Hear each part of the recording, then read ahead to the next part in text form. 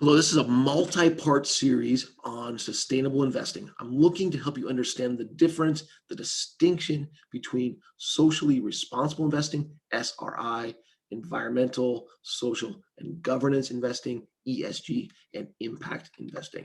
Now, this is part two. Part one was on socially responsible investing, or SRI. You can check out my thoughts and comments by following this link right here. Now, in terms of ESG, it's important to understand that the metrics associated with ESG are not financial. You're not going to find them in the financial statements.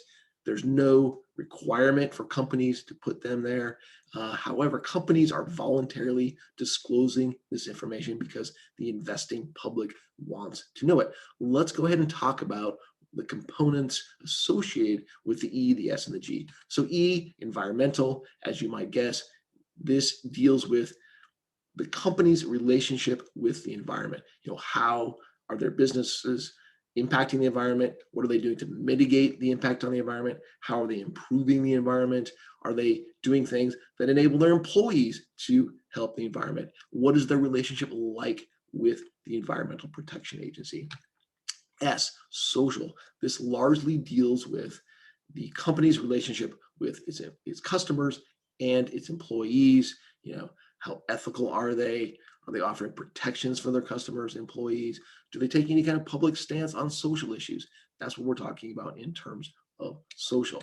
Now, governance largely deals with kind of the ownership of and the business itself. What is the board composition like? Are they treating this business from a long-term perspective, or are they looking just to improve short-term earnings per share? How diversified are they from the board to the senior level people to the employees? How diversified are they in terms of ethnicity, gender, etc.? How transparent are they in terms of these metrics to the public? Now, when it comes to ESG investing, the idea is to opt in. Like, you're looking to invest in companies that score well on the various E, S, and G metrics. Now, that is in contrast with socially responsible investing, where there's an opt-out. You're actively avoiding these quote-unquote sin stocks. Another thing to keep in mind is there are a tremendous number of ESG data providers. Because this information isn't necessarily disclosed by the companies, there are companies out there that aggregate this information and give companies scores on an aggregate level and in terms of each of the individual components, the E, the S, and the G. Now, the methodologies that these aggregators, these data providers use are very different.